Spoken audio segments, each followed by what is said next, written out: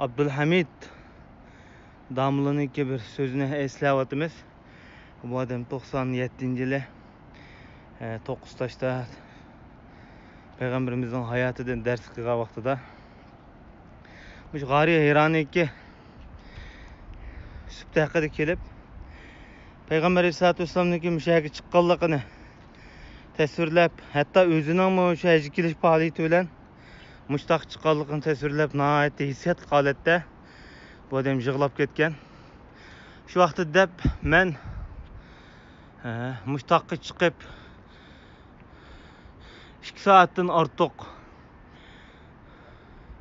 menish orqali chiqqanligini o'zing, hatto necha qitim o'shada o'tirib suv ichib suzliq chiqqanligini, to'lim jafoda chiqqanligini o'ziniki.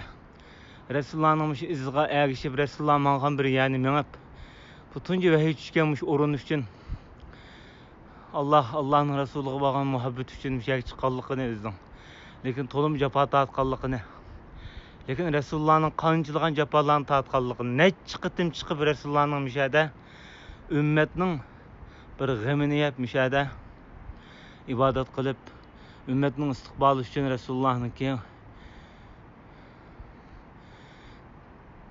xilvat turib Allah bilan bo'lgan o'zining munosabatini ulash uchun müşahada ko'p holat xilvat tuğanligini tasvirlab, nihoyatda hissiyatliq, hayajon ilkida yig'lab ketgan. Ustozimiz otimizningki shu hayajon minutlari esimizga kelyapti.